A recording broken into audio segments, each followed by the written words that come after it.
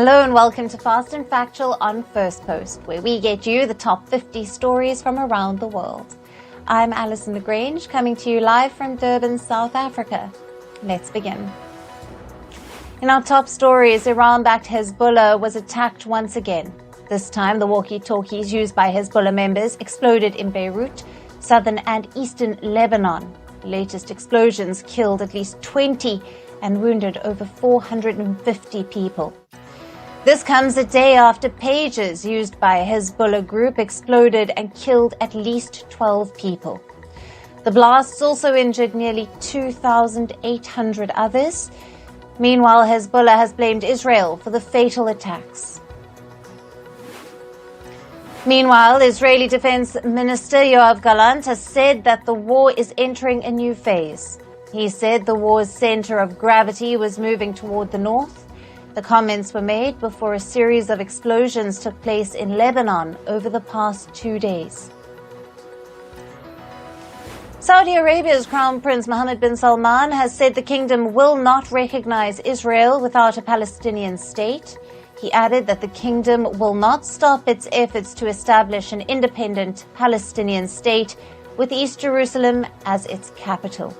He strongly condemned Israel's alleged crimes against Palestinian people. The White House has warned against escalation of violence in West Asia. This comes after the detonation of explosive devices in Lebanon. The White House said that additional military deployment cannot solve the issue in West Asia. It also called for diplomatic talks between Israel and Hezbollah. U.S. President Joe Biden is set to meet the President of the United Arab Emirates, Sheikh Mohammed bin Zayed, next week. Now, he is the first president of a Gulf Arab country to visit Washington. The two leaders will discuss wars in Gaza and Sudan, among other issues. The UAE President will also call on Vice President Kamala Harris. According to U.S. officials, Iranian hackers offered Republican presidential nominee Donald Trump stolen data to President Joe Biden's staff before he ended his election bid. However, nobody from Biden's campaign replied to the emails. The U.S. law enforcement agencies claim that this was part of Iran's larger bid to influence the U.S. presidential polls. Iran has denied the accusations. U.S. police have dismissed reports of explosives being found in a car near former U.S. President Donald Trump's New York campaign venue. This after the news of explosives being found near the venue started making rounds on social media. The scare comes just days after a second assassination attempt on Trump took place in Florida. U.S. authorities have reportedly found the body of the suspect involved in the September 7th shooting in Kentucky. At least 5 people were injured in the shooting incident. Now, the police identified the suspect as a 32-year-old man after his registered vehicle and an AR-style rifle were found. Kentucky cops said that his body was found in Laurel County. Ukraine launched a drone attack on a Russian arsenal site, which reportedly stored guided bombs and artillery ammunition. The attack caused a massive blast in the Tver region and triggered evacuations in nearby towns. According to Russian officials, at least 13 people sustained injuries. The blast was also recorded in the earthquake monitors of Russia. India's Prime Minister Narendra Modi addressed a campaign rally in Srinagar. The rally comes ahead of the second phase of Jammu and Kashmir polls on the 25th of September. Prime Minister Modi said the people of Jammu and Kashmir are strengthening the democracy of India. He said that the voters rejected parties that sympathized with stone pelters. He also lauded 61% voter turnout in the first phase of 3-phase election yesterday. President Ranil Wickremesinghe has announced that Sri Lanka is officially ending its bankruptcy today. The announcement comes ahead of presidential elections in the country.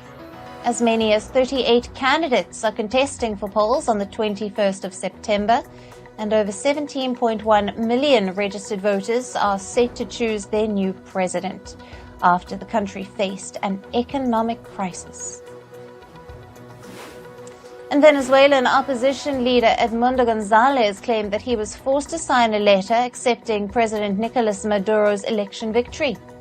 The opposition leader said that he was pressurized by the government officials to sign a court ruling to avoid jail. Gonzalez has repeatedly claimed that the July presidential polls were rigged and he won them. In the Democratic Republic of Congo, the violence between two rival militia factions, Zayn militia and Coco, have reportedly killed at least 11 people. Now, the violence took place in northeastern Ituri province of the country. Intercommunal violence killed thousands between 1999 and 2003 in Ituri. An intervention by European forces restored calm, but the conflict erupted again in 2017. And on to some climate news now. In the western Polish city of Wrocław, the water in the Bystrica River continues to flow at alarming levels. The citizens resort to securing riverbanks with sandbags. This as the Central European nations like Poland and Romania witnessed the worst floods in at least 2 decades. The Polish Defense Ministry has deployed over 14,000 soldiers in the flood-hit regions. The armed forces are using helicopters to evacuate people.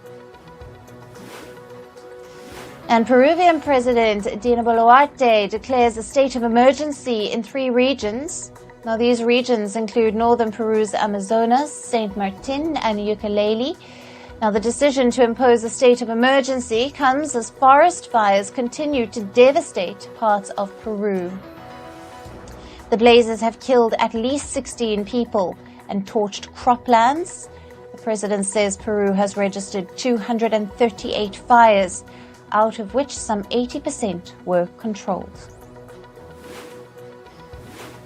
In Bolivia, wildfires ripped through ranches in northeastern region of Beni. The sudden surge in blaze killed at least 30 cattle yesterday. The forest fires have devastated forage and water sources, as well as livestock, affecting hundreds of ranches. Bolivia is on track for a potential record year of wildfires. These fires have been exacerbated by drought and land clearances. And Portugal continues to reel under a series of wildfires that have killed at least 7 people. The country has now received aid from Morocco and Spain. This as the raging forest fires have overwhelmed the Portuguese emergency services and have destroyed dozens of houses. The beekeeping industry of the North African nation of Tunisia is bearing the wrath of climate change. Rising temperatures and droughts have threatened the bee population. This will affect the honey production with low yields and rising costs. The environmental shifts have impacted the livelihood of beekeepers. And the World Meteorological Organization sounds the red alert for the planet. It says that the world faces a risk of witnessing a global temperature going up by 3 degrees before the end of the century. The UN agency urged governments to boost climate action. This as the world witnessed the warmest 8 months on record in 2024. And New York is set to host the annual Climate Week along with General Assembly of World Leaders. Ahead of the meet, the UN Secretary General calls for an end to addiction to fossil fuels. The organizers of the annual summit say that we are in the age of urgency and it's time to focus on the climate crisis. The Climate Week organizers urge countries to invest in clean energy. And on to business and tech news now. The US Federal Reserve has reduced its interest rate for the first time in 4 years. The central bank has decided to lower the rate by 0.5%. The current interest rate will be in the range of 4.75 to 5%. This marks the end of the Federal Reserve's monetary policy tightening cycle, which began due to the COVID-induced inflation surge. The Federal Reserve said it is more confident about reaching its inflation targets. U.S. consumers are seeing immediate relief from the Federal Reserve's rate cuts. Major U.S. banks, including J.P. Morgan, Bank of America, and Wells Fargo, lowered their prime interest rates. The Federal Reserve's interest rate decides the rates at which banks lend money to each other. It also affects the cost of borrowing for consumers and businesses. As borrowing costs for banks lowered, they have started passing it on to consumers.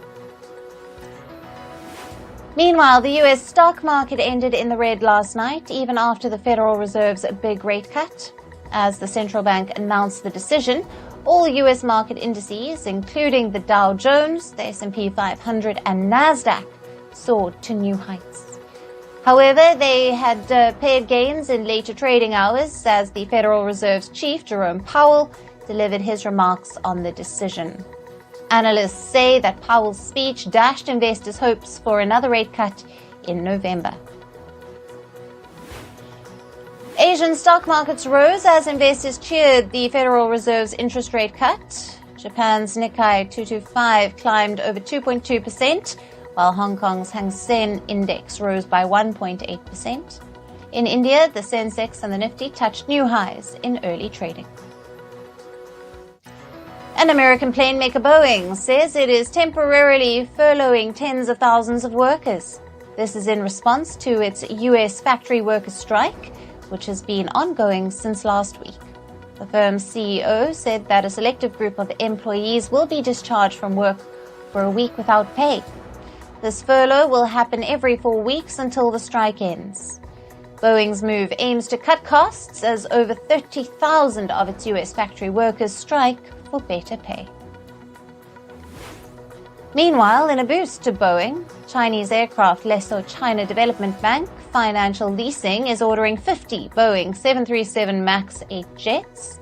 It would be the largest Chinese order for the plane maker since 2015. Boeing would deliver these aircraft to the firm between 2028 and 2031. And Japanese gaming firms Nintendo and the Pokemon Company have filed a lawsuit against the makers of Palworld. They accuse the makers of the hit video game of patent infringement. Created by Tokyo-based Pocket Pair, Palworld is often dubbed as Pokemon with guns. In the game, players capture and train creatures known as Pals, and the game was released in January of this year. The U.S. Senate Intelligence Committee questioned tech executives yesterday. The committee was holding a hearing to address foreign disinformation threats ahead of the November elections. Microsoft President Brad Smith told the panel that the 48 hours around Election Day are the most vulnerable time for online threats. Executives from Google and Meta also testified at the hearing.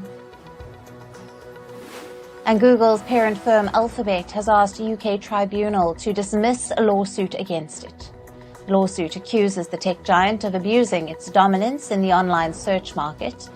It was filed by consumer rights campaigner Nikki Stopford. Part of the lawsuit relies on the European Commission's probe against Google in 2018. The Commission had levied a $4.5 billion fine on Google for imposing restrictions on mobile manufacturers.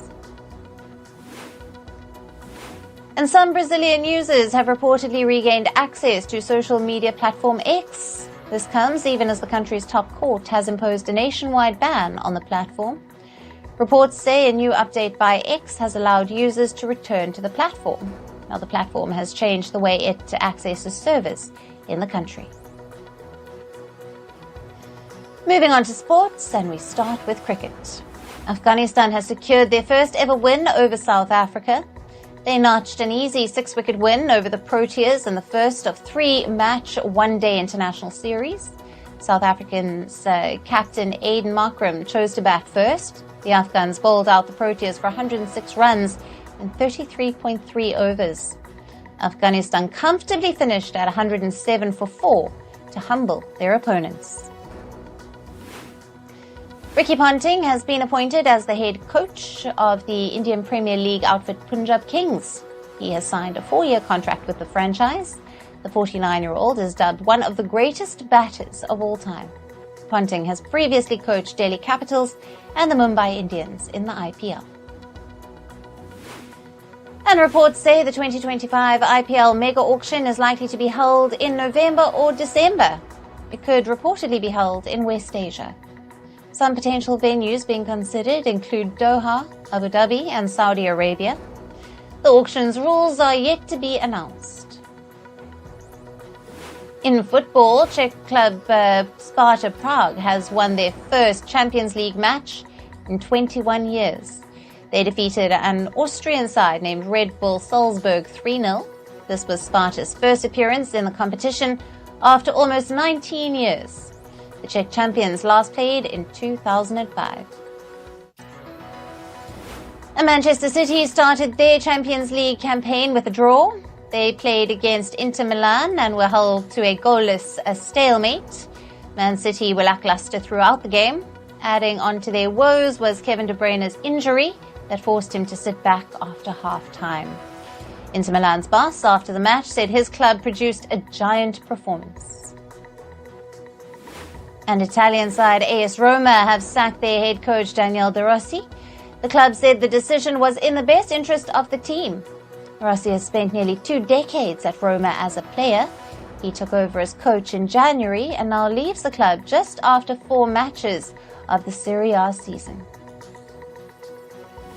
In tennis, women's world number 6 Coco Gauff has parted ways with her coach Brad Gilbert. The move comes after she failed to win at the Paris Olympics. Gauff also couldn't defend her 2023 US Open title and crashed out in round 16. Now, Gilbert bid Gauff goodbye after having mentored her for 14 months. And former women's world number 1 Naomi Osaka will start the 2025 season in New Zealand. She will be playing at the Auckland Open in January. Osaka made a return to tennis earlier this year after an 18-month maternity break. She last played in Auckland in 2017. And Red Bull's Max Verstappen said, and I quote unquote, "The fight is not over." As Formula One heads to Singapore this week, he has been dethroned from the top spot of the Constructors' World Championship. Red Bull lost the lead to McLaren after Oscar Piastri had won the race in Azerbaijan. Now, the Singapore circuit hasn't favored Red Bull in the past.